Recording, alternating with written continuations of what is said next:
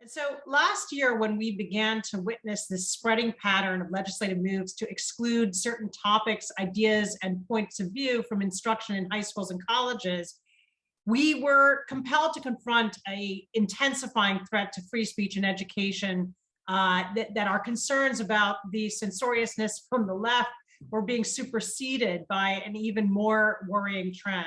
And as an organization devoted to free speech, our paramount concern has always been government encroachments on freedom of speech and thought, recognizing that the power of the state carries a unique force to silence over and above even online mobs or irate students. And so witnessing a trend toward ideologically motivated legislative prohibitions on speech really was a red alert. As up in arms as people are about cancel culture and wokeness, we thought that this went to the next level. And we also noted, though, that the reaction to this spreading censorship seemed to be rather muted. We weren't hearing that much from traditional civil libertarians, sort of centrist libertarians, or other free speech organizations.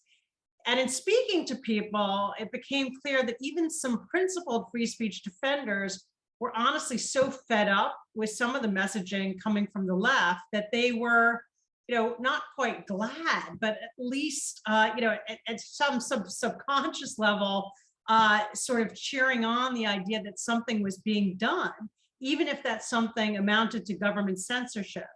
And so we were forced to realize that as much as free speech was losing some of its moorings on the left, this betrayal of principle was even more pronounced among those who would justify these muzzling bills. And of course, some offer the rationale that government diktats redlining certain ideas in education may not technically violate the First Amendment. And we address that in our report, looking at both First Amendment and 14th Amendment claims that could be made. Governments do properly play a role in determining school curricula, but the laws we're talking about today are not the equivalent of a school board decision to adopt Singapore math or a particular phonics curriculum. They're efforts to render certain perspectives and teachings about history, culture, and society illegal.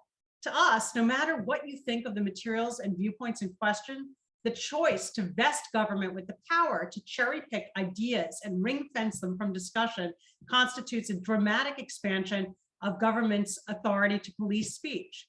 That's why we entitled our report and labeled these measures educational gag orders. References to CRT or so-called divisive concepts to us deflect attention away from what is most egregious here, which is a naked power grab by legislatures to declare certain topics out of bounds.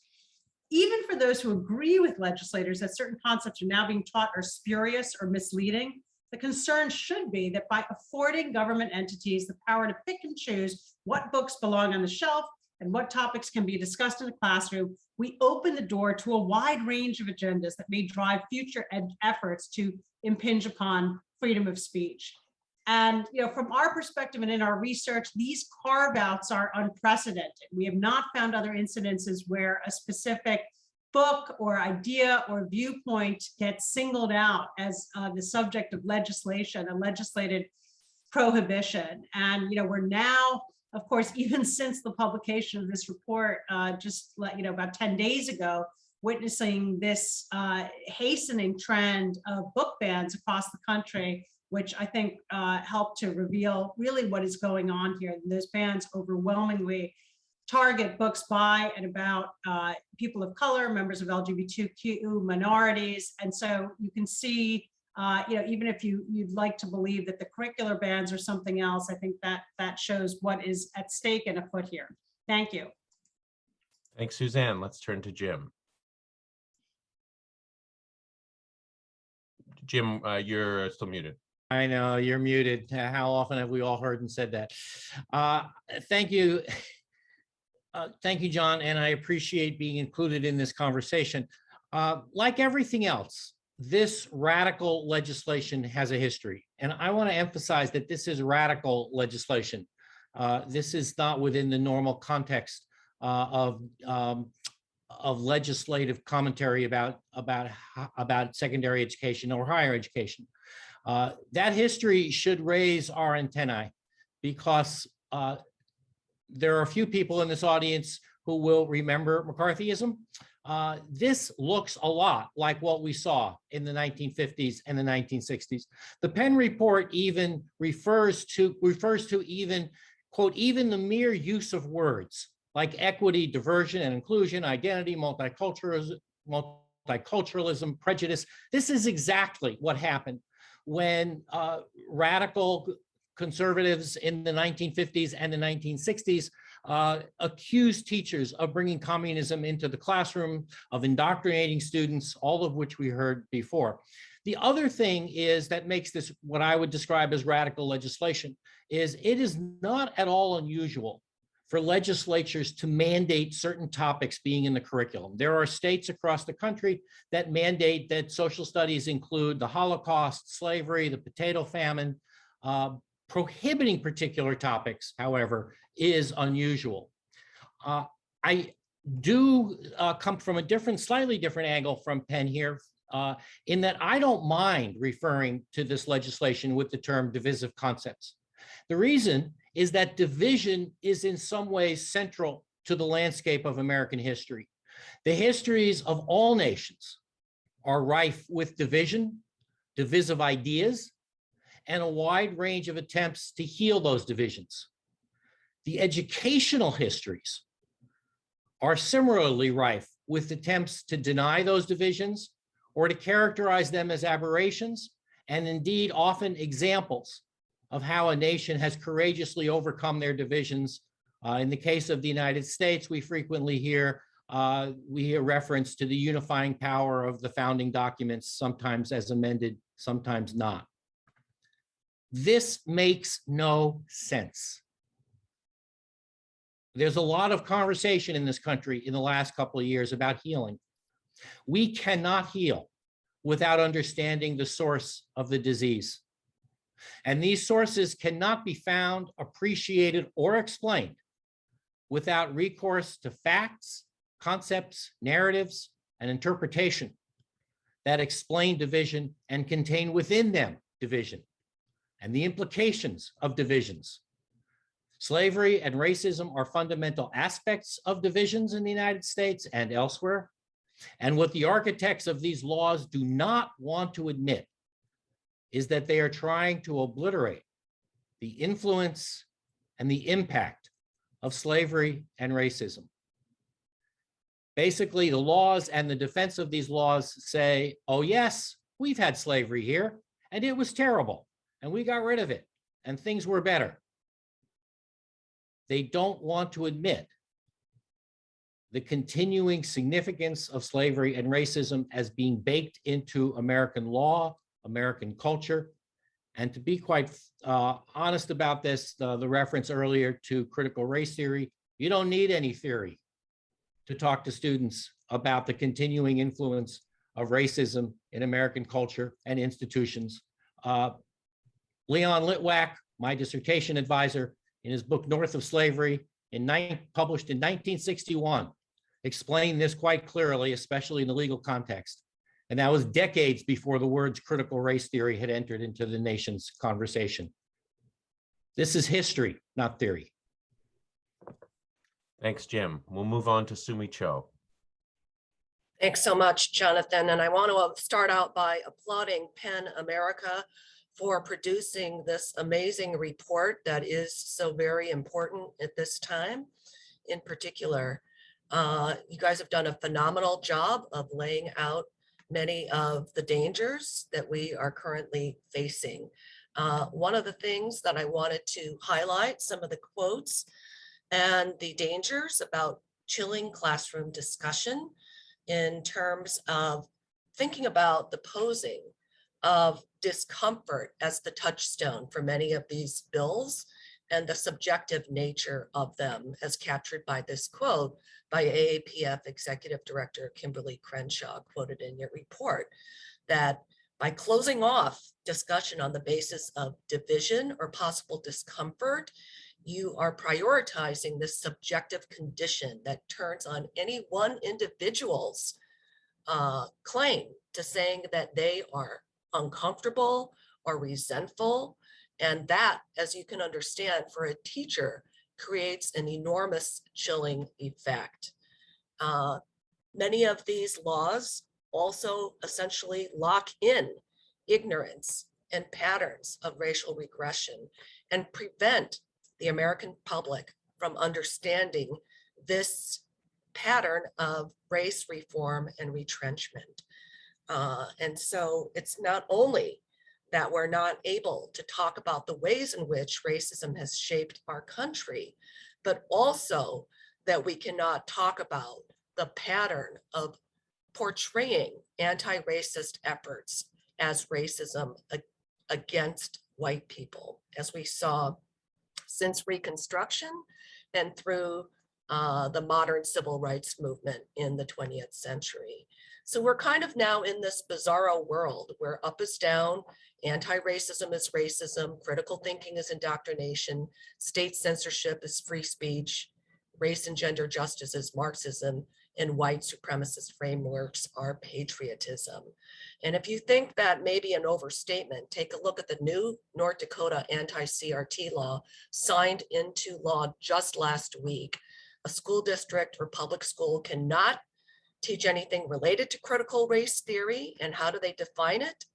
It's the theory that racism is not merely the product of learned individual bias or prejudice, but that racism is systemically embedded in American society and the American legal system to facilitate racial inequality. And this is part of a broader plan to not only ideologically blacklist what can be talked about in US classrooms and in higher learning, but it's really part of this broader plan, well stated by Steve Bannon, former President Trump's right-hand man, when he said, the Democrats don't matter. The real opposition is the media. This is not about persuasion. This is about disorientation.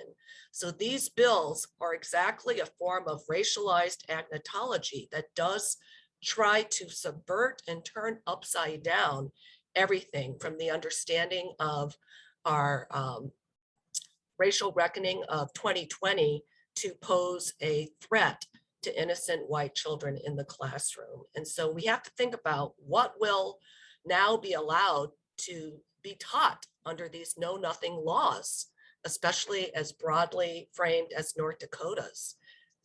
These are all the things under the definition of North Dakota's laws forbidding any inquiry into systemic discrimination about US history topics and AP US history that you now cannot teach. Slavery, Trail of Tears, Chinese exclusion, whiteness requirements under immigration laws, etc.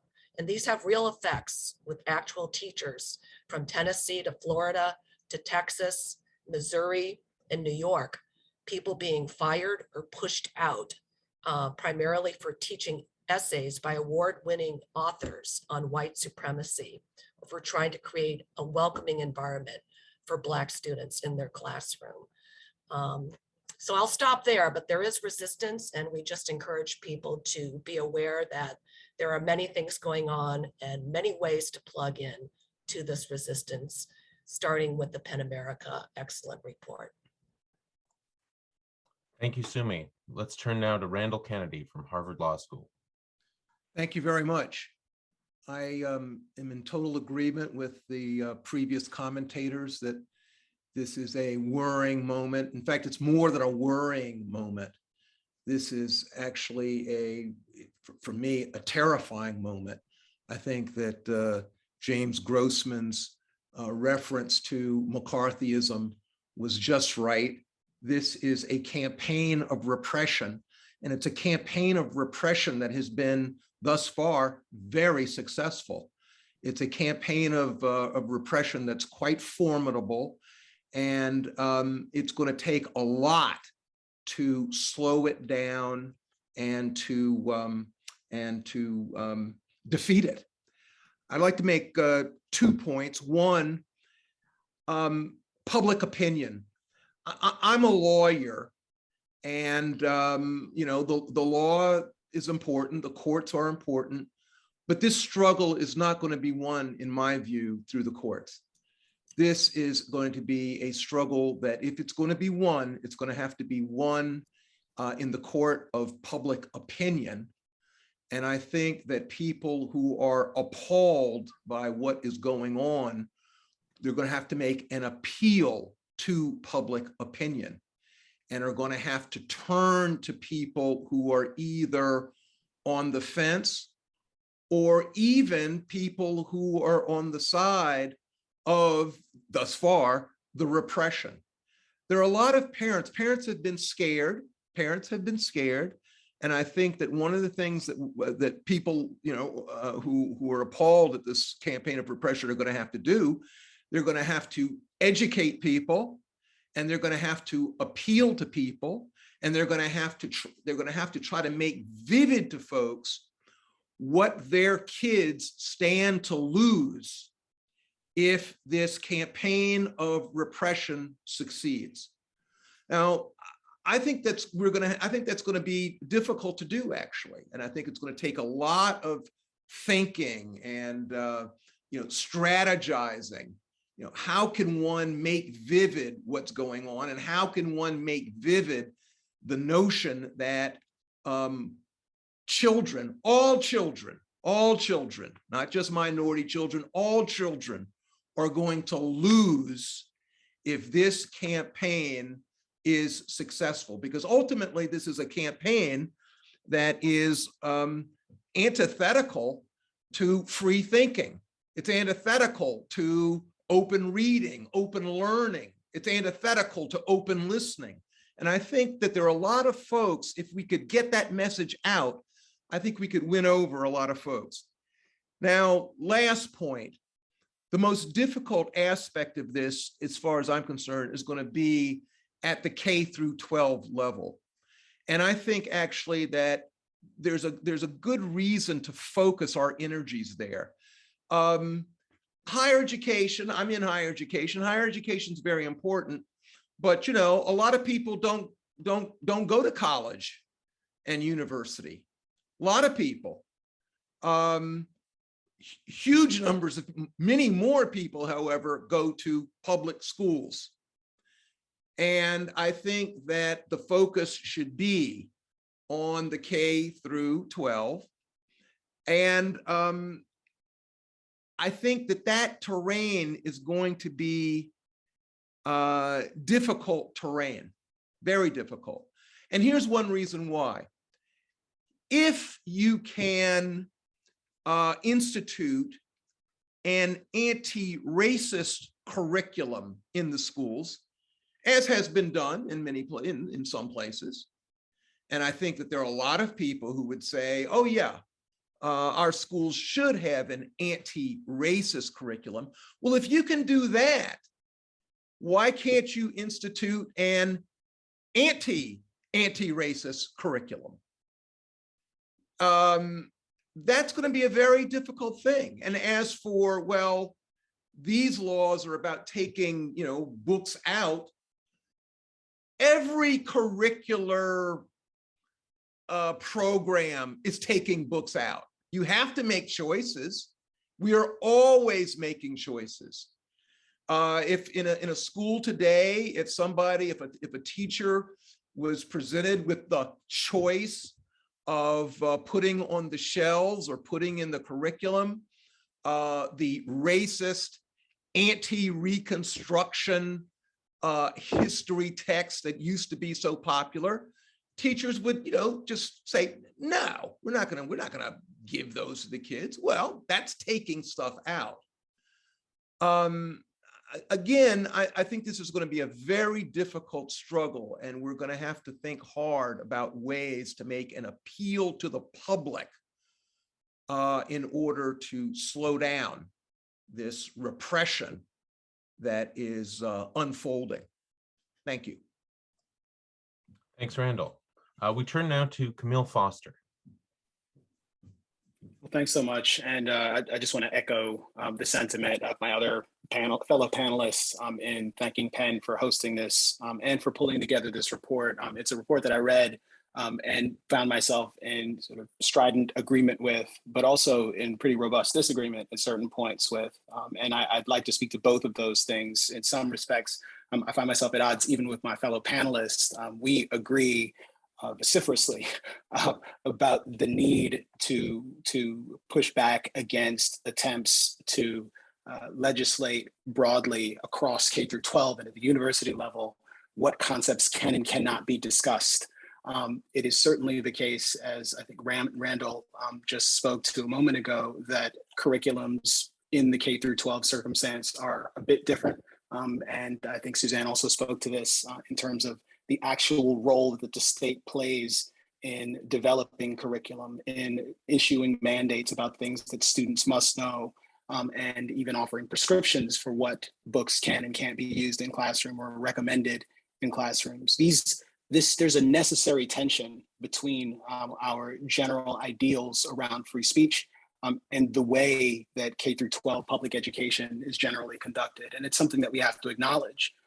And that's part of the reason why when I joined David French, Jason Stanley, and Thomas Chatterton-Williams in authoring an editorial in the New York Times, the four of us have very different perspectives politically, broadly, but also on the issue of the day, racial justice, and how to think about this in a productive way. And where we came out on this, at least where we actually began the editorial, is by thinking specifically about where the tension comes in. And for our standpoint, the language we use is, well, what is the purpose of a liberal education? And our shared conclusion is that at their best, our nation's schools equip young minds to grapple with complexity and navigate our manifold differences. At their worst, they resemble indoctrination factories. And whether you, as Randall ably put it, are talking about making public schools anti-racist institutions, or you're talking about making them anti-racist institutions or prohibiting critical race theory inside of classrooms, I would argue that both of those are forms of indoctrination. There's no doubt that we are in the midst of a cultural war in the United States right now. And what's important to keep in mind with respect to a war is that while there may be at least two sides, could be more, there's no requirement that suggests that either one of those two sides or any of the parties involved are going to be fully justified in all of their pursuits or in all of their methods. And here I'm someone who talks about these issues in public, expressing both my concern about the need to push back against the divisive concepts bills, but also my concern that a high school student might take a civics class and not be exposed to the 1619 Project. I think that would be a travesty. This is an active ball in our culture. It's something they should be exposed to, but they certainly shouldn't be told that this is the definitive truth. And they certainly shouldn't be only exposed to a perspective that suggests that, criticism of Nicole Hannah-Jones's work is primarily a function of kind of conservative bias and an unwillingness to reckon with history. One of the things that's most concerned me about the racial reckoning, as some people have called it, I've generally called it the racial retrogression, we could talk about that later, is when I see things like Success Academy, a successful charter school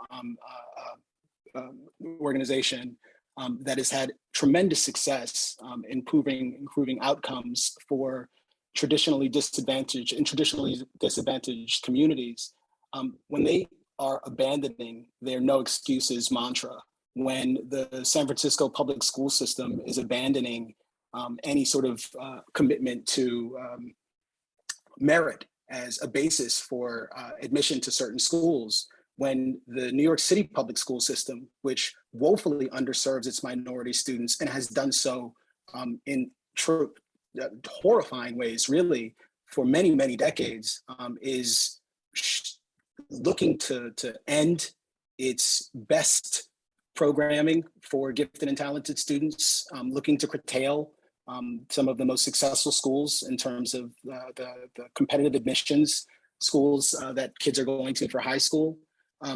Those in the name of racial justice, in the name of racial equity, I think that there is a mistake there. And it seems to me that there are well-intentioned people on both sides of these issues, on both sides of this culture war, who are overcorrecting in profound ways. And the conversation we have to have is, how can we get to a place where we can navigate our very real manifold differences and build institutions that are actually capable of preparing students to be critical thinkers, not filling their heads with approved knowledge, not mandating that they believe that systemic racism is a bulwark of American society, but giving them the tools to think critically about complicated issues so that they can contribute to our broader process of creating a better society.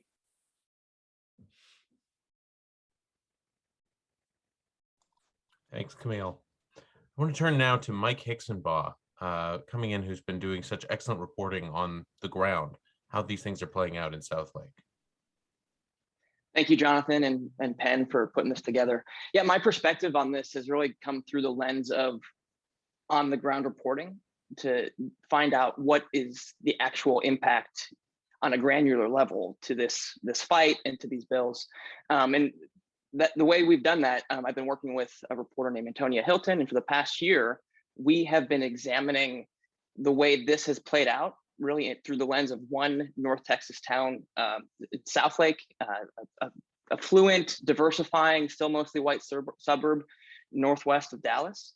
And we put together a 6-part podcast series that the goal was to kind of take people past the shouting at school board meetings, past the campaign speeches, past Christopher Rufo's tweets, and into what is actually happening in schools as a result of this debate and this move toward restricting what teachers can say in classrooms. And the podcast series, we go back to the origin, like to the beginning of this town's fight, which predates George Floyd. It was really an attempt, this community tried to reckon with their changing demographics and stories of students who just Black and queer students who'd come forward with stories of discrimination. And as the town tried to grapple with that in the midst of the racial reckoning after George Floyd's murder, there was the blowback that we've all seen spread across the country. And we traced the story through to the school board elections this spring. You can go listen to that, but what I want to talk about is what's happened since then in the aftermath of the laws that have come out in this community and in response to pressure from parents. What we're seeing inside classrooms in Texas and in this community is an intense pressure on teachers from parents who are coming and questioning what books they have on their shelves, and also from lawmakers in Texas, the governor, who's putting out directives about what books can appear on shelves, labeling books that depict non-straight romantic relationships, calling those pornography, labeling those as something that is worthy of criminal prosecution for teachers and librarians who stock their shelves with those. And what we saw in Southlake is, and what we're seeing across Texas, is whether or not these bills explicitly say what books can or can't be on shelves in classrooms, there's a chilling effect that's hitting classrooms. And so teachers, even down into the elementary school level, are being told to go through their classroom libraries and look for books that might upset parents. Okay, so if you're a teacher, and I've talked with a lot of them, lots of things upset parents. Parents get mad a lot. They have their own perspectives on politics and what belongs in school and what should be, and what kids should be learning. And so these teachers, their response is, out of fear of being punished by their school boards, they're just removing a lot of books.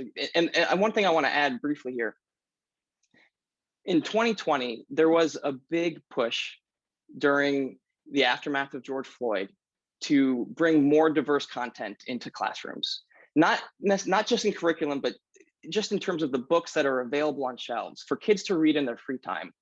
And this, in the aftermath of that, school programs filled classrooms with hundreds of new books that aren't teaching critical race theory, any perspective on slavery. They're just depicting life in America through the lens of not white people. And so, like, an example is Jerry Craft's books on The New Kid, which is it's just a coming of age tale of a kid going to a Black kid going to school with mostly white people and what that's like.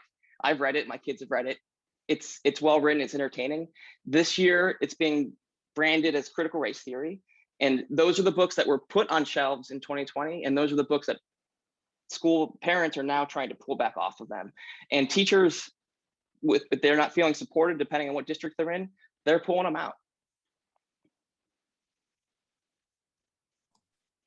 Thanks, Mike. And yes, we watched with the situation with Jerry Craft and the kind of disinvitation of him and other authors, a range of authors who've been now disinvited from middle schools in the past month or so. To give us a little more on what it is like to be one of those authors, we have one of those authors who's being banned and challenged all over, Ashley Pérez.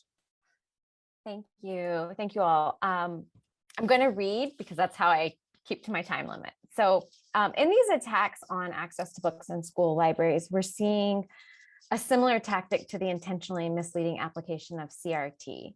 So book challengers, like Mike was mentioning, often use terms like pornographic, inappropriate, controversial, divisive, specifically to describe books by or about non-white or non-dominant people in books that address experiences such as sexual assault or police brutality. And the scope of those attacks varies from a single book, in the case of Toni Morrison's Beloved, to Texas State Representative Krause's interrogation of school districts regarding the presence of 850 allegedly problematic books in their libraries. Now, Krause's list is little more than a compilation of keyword searches focused on vilified terms, vilified by the right, like LGBTQ. That's one of the obvious search terms that were used. And it's clearly a shoddily prepared list, but in conservative media spaces, reporting on this list, 850 books that this representative is asking schools to check on and to document if they've purchased, that reinforces suspicions that are already being stoked by anti-CRT efforts. And it also cultivates this impression that they're just vaults of pornography beneath school libraries. And yes, there is a little bit of a grab onto some QAnon logics there in play in some of how this is being talked about. So, and I want to talk about the term pornographic because it's especially disingenuous, given that the material in my book and in many of the books that are under attack in high school libraries, the content of these books is comparable to what has long been included in high school library collections. So concerns about sexual or graphic content are really a thin pretext for what is a coordinated effort to block youth access to books, particularly those books that represent diverse identities. And I want to be really direct that I see this as a proxy war on the students who share these marginalized identities. And I want to talk about 3 ways that I believe that that's the case. First, removing books about folks with these identities sends the message that stories like the students in question are not fit for school. Second, it implies that the very existence of these students, their presence in the school, is controversial, just like the presence of the books being branded as unfit for school. Now, those 2 harms occur the minute that parents begin publicly maligning the books in question, the books that are by and about non-dominant, non-white folks. But there's a third harm that's preventable, and I think perhaps the most serious of all. And it is a harm that is, to me, most concerning because it lends these attacks an unearned appearance of legitimacy. And this harm occurs when school boards or school leaders disregard their own content review policies and remove books on the basis of objections from a handful of parents. In that move, school officials empower parental performances of outrage, and they elevate that questionable judgment of a handful of parents over the training and professional discretion of librarians, over the needs of students, and over the perspectives of all the other parents whose children are being served in a community. And when school boards do this, in my view, they essentially endorse the disenfranchisement of already marginalized students. So with the gag orders being discussed in the Penn report, we've already highlighted that the greatest threat is the broad chilling effect that these efforts have. And I want to just sort of signal what this looks like on the ground, as Mike was mentioning. So imagine a librarian who knows that every book order is being reviewed by Moms for Liberty. That library, they may simply opt not to order the next lesbian love story. And they may pass over a teen sexual health guide, even when those materials are highly recommended. As with the gag order, the goal is to remove the need for formal challenges by activating self-censorship by librarians and teachers. And I've heard similar stories to what Mike was talking about quote unquote controversial materials being pulled quietly and unofficially by librarians or by school leaders in hopes of avoiding controversy. And I want to conclude by saying that, especially given the increased efforts to quash inclusive and progressive pedagogies in classrooms, students' access to rich, relevant, and diverse books in school libraries is more essential than ever. Thanks so much. Thanks, Ashley, and thanks to everyone. So we open here to questions or comments from the audience, as well as kind of reactions and thoughts from the panelists. In particular, the question I posed to you all, which is, so what do we do now? I'm going to turn to you, Suzanne, first. Thanks, John. That's where I think we should focus. We have limited time. And, I think there are a number of questions swirling in our heads at PEN America.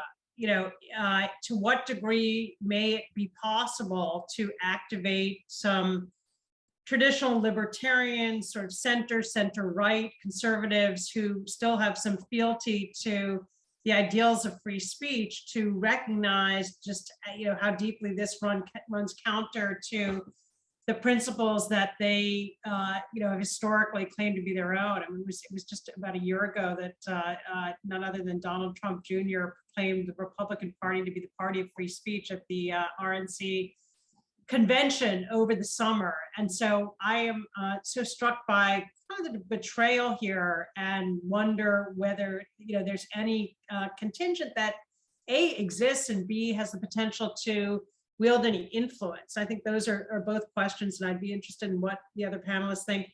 To Professor Kennedy's point about sort of activating parents and students, we've seen some really inspiring outspokenness on the part of students across the country coming forward at protests and school boards to speak up for their own rights. They don't want to have their legislatures dictate what they can and can't read and discuss, it turns out. And yet, that's a difficult constituency to reach and mobilize. That kind of energy tends to crop up organically. There's always sort of seemingly the perennial problem of these efforts. We haven't talked that much about it, but this is not just spontaneous. This is an orchestrated, well-funded, methodical campaign. We documented something very similar in the case of the anti-protest legislations, where there are legislative templates that get syndicated, and the failure sort of on the side of pushing back to organize in a comparably systematic way is a real limitation here. So I want to turn it over to other panelists to sort of weigh in on what you see as the most important and promising levers to push back against something that I think we're all in agreement needs to be very forcefully opposed. Jim. I agree completely that there is a substantial, and this goes, I think Randall's exactly right about this being one in a court of public opinion. I think there is a substantial constituency in the middle, in center right, center left, that actually does want their children to learn professional history in the high schools. They want their children to learn science, professional science in their high schools. They don't want their kids to be ignorant. And I think one of the things that we have to demonstrate is that this is not good history that these kids are being taught. And it's not just the subjects. It's not we're right, we're wrong. There are other ways to go at this legislation. And one of them is the both sidesism. And this is a problem of people on all parts of the political spectrum. This is not a matter of the gory and the glory. This is not a matter of there's one way to look at this and another way to look at this. A social studies teacher helps students to see documents, including the founding documents and the founders, from different angles of vision. There are different ways to see this. Let the students read the documents and argue about the different ways to see this, and to read those documents and have those arguments in the context of knowing that the documents are written by slaveholders. The documents are written by people who grew up in a slaveholding society. That's fact. So I think that there are people who do want their kids to be educated well, and we have to emphasize that. And the second thing is indoctrination. Anybody in this room who has raised teenagers knows that indoctrination by grown-ups is not very easy. And that also, we go back to McCarthyism.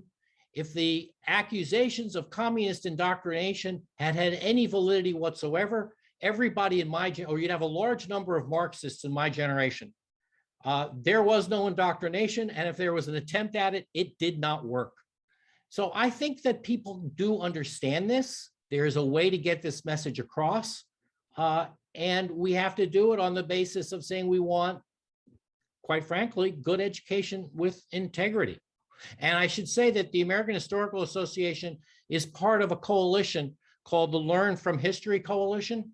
This is an organization, that coalition now of 25 or more organizations, including school board organizations, school superintendents, and we are pushing back. And I'm happy to provide information to people about our activities and the coalition's activities. Thanks, Jim. Let's turn to Camille. Yeah, as someone who again has some somewhat complicated ideas about this, at least not complicated for me, but they don't fit into kind of conventional buckets. I've had a number of conversations with people who are deeply concerned about what they would describe as critical race theory, but what I would probably broadly describe as just something among the various things that are happening in the culture that has become a great deal more sensitive to issues related to race. And in my conversations with them, the things that often come up is a sense that they feel that they don't have the cultural influence to be able to have a real sort of contest of ideas and to convince people that there is perhaps an alternative way to approach certain historical issues that ought to be considered and that ought to be prioritized in the context of K through 12 education. And I think that's a very real concern that one probably ought to speak to honestly. And I worry a bit about some of the demagoguery of people on the right broadly when it comes to a lot of these issues, the proclamations that they don't want to know the truth about history, that the truth about history definitively is, well, America was founded by slaveholders. I mean, the truth is that slavery is an institution that's older than writing, and that before any Europeans landed on the North American continent, there were slaves here, and they were part of the indigenous populations. How we contextualize things like the institution of slavery and how we encourage students, perhaps, or at least talk about ideas about identity, and how we address ourselves to students, whether we're regarding them fundamentally and primarily as individuals with a universe of complicated influences and interests, or as members of particular demographic groups who are definitively privileged or disadvantaged on account of how they happen to appear, or at least are regarded that way by their classmates or by their school system. I think all of these things are material concerns that are worth taking into consideration. And in terms of specific ways that we might think about reforming our institutions, organizations like the Koch Network, which is the conservative organization, or at least generally described that way, and has been involved in politics for a very long time, have in fact pushed back against critical race theory bans and have disavowed those kinds of things, but they're also advocating for things like school choice, backpack funding, things that would give parents the ability to have some more influence beyond just the sort of decisions of the school board when it comes to expressing their dissatisfaction with some of the things that they may see happening in their classrooms. And again, I think it's appropriate to acknowledge the fact that there have been overreaches, that there has been activism on the part of faculty who have very particular ideas about the way that issues of race ought to be discussed in classrooms. And it matters that both things are happening, and that's not both sides as them. That's addressing yourself to the most substantive and earnest arguments being made on both sides. Sumi, these issues seem to really implicate things that I know you're working on with at the African American Policy Forum. So I wanted to give you a chance to respond. Thanks so much for that, Jonathan. And I just want to emphasize what people have been talking about that is very important for us all to understand, that this is an extremely coordinated campaign by Manhattan Institute, Heritage Foundations, conservative think tanks that have, for going into their 5th decade, attempted to undermine public education. And so this is part of the playbook. If you don't believe me, you can check out Christopher Rufo's recent strategy session, where he basically said that, yes, we are trying to, now that we know that we've captured pretty much everyone on the right that we can through Fox News, we now have to make more inroads into the middle. And how we're going to do that? We're going to be doing that by promoting school choice as the primary agenda, and to create public schools as this chaotic, crazy place that's going on that white parents can't trust their children to go into. And so I think that's really the seriousness of what, to take what is being said by the other side about free speech at face value is really falling for not understanding and hearing what Steve Bannon is saying, right? He's saying it's not about persuasion. Chris Rufo has said it's not about the facts, right? He doesn't even know what critical race theory is because he doesn't care. He's using it merely as a vehicle for his own narrow aims, right? And so that's what it is. If we don't understand that this is about disorientation, co-opting the language of civil rights, co-opting the language of free speech in order to push state-sanctioned censorship and viewpoint that wants to, as the North Dakota law said, essentially eliminate all talk of systemic racial discrimination. If we don't wake up to that fact, we are in really big trouble. Mike, let me bring you in here. I mean, what are you seeing, in your work and on the ground? Well, I was just going to note that, on the right, the effort isn't limited to restricting what teachers can talk about or what books are on shelves. And as an example, I'll mention in Texas, where there's been conversation this year kind of re-examining the state's, revolutionary origins. And in response to that, the legislature and Governor Greg Abbott signed into law a bill that is directing the state education agency to come up with curriculum that teaches a patriotic view of Texas history, called the 1836 Project. And it explicitly is directing what some would call indoctrination. And so when you have folks who are saying that their goal is to prevent indoctrination of students, and their reaction to that is to mandate a singular heroic angle on Texas history, people are obviously coming forward and saying that there seems to be a disconnect between that. But the impact on the ground for teachers is they see this and they know that if in their classroom they introduce a different perspective on the Alamo and what it means, and other than, as some people have put it, the heroic Anglo narrative of Texas's origin, if they present that, in the back of their minds, they know that a parent might be coming and they're not sure if their school board or their administrator up to the state government will stand by them. And so that's kind of what's at stake.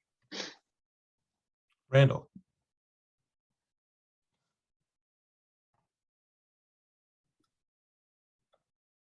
Oh, Randall, sorry, we still have you on mute. The question is, what is to be done? And I have three things to say. Number one, it's true that there are people who are in the center or, leaning right or on the right who can be enlisted in the campaign to resist this repression. I think of Robert George. I think of Keith Whittington. These are scholars that are, generally on the right, but they are strong proponents of freedom of learning, freedom of speech, freedom of thinking, and I think there are other people with them that should be brought in. They are already raising their voices against this, and I think that they should be applauded, and I think that they should be included in efforts to resist this repression. Second, early on, I think it was Suzanne mentioned that some people who have historically been strong free speech people have not been sufficiently vocal in this latest crisis. And I think she's absolutely right. And here I'll go autobiographical, because I think that, for instance, during the summer, I got a quick email from Kimberly Crenshaw. And she asked the following question. She says, "Okay, Kennedy, you're a free speech person. I haven't heard from you." And she was right. And that stung a bit. And I think that her comment really did capture a certain complacency. And I've tried to make up for it, but I think that she was onto something. And I think that there are people who, day in and day out, very vocal with respect to left-wing infractions and left-wing censoriousness, but who seemed not to get as upset. Now, I don't know why that is. Maybe it's a question of expectations. Maybe when it's, the legislature in Oklahoma or Idaho, there are people who say, well, gosh, what can you expect? I mean, of course, these yokels are going to do this, and they're not going to, sort of fight against it. But that should not be the response. And so I think that the folks who are part of the freedom of expression apparatus need to get more vocal on this latest crisis. Last point. We were talking about feelings and the way in which you have a small group of parents who can basically intimidate teachers, intimidate school administrators. That's true. We've seen this before, and there hasn't been enough pushback against it. We've seen it before. So for instance, let's imagine that some teacher is teaching Mark Twain's Huckleberry Finn that contains the N-word, and there are a group of parents who storm to the classroom and object and say, this is hurting our sensibilities, or it's making little Johnny feel bad. And then people immediately, take Mark Twain's wonderful book out of circulation. We've seen that, and there has not been enough pushback. And the latest crisis, one of the things that has actually fed it is our unwillingness in previous instances of censoriousness coming from a different direction to then stand up for principles of openness, principles of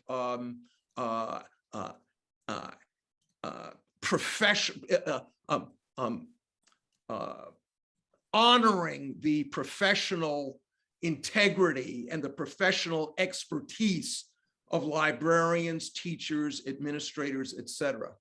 So it seems to me that, you know, we are now actually, to some extent, catching the whirlwind of a previous complacency. And we need now to be doubly focused on an effort to defend freedom, no matter who its enemies are. Thank you, Randall. And I recognize we're just at 12 o'clock, and so we are out of time. I want to take this opportunity to thank all of the panelists today for being here and for some good side conversation in the chat, as well as lifting up of some specific examples of what's been happening on the ground. In closing, I just want to thank everyone for listening to our session today and offer 3 ways to kind of help us in what we do next out of this. The first is that we are hiring. We are actively looking for somebody to help us with this work. If you know someone who would be interested, please, you can share the post that's coming into the chat right now. Second is that PEN is a membership organization. We invite members of anyone who engages in writing and their allies. If you believe that this is a moment to stand up to book bans and educational gag orders, please know that you are welcome to join our membership and help us take this fight forward. And finally, if you are just interested in following these issues, we've put a link here to join up to PEN Points, our weekly newsletter about free expression issues in the US and around the world. Thank you all for being here with us today, and please stay tuned for our social channels for what comes next.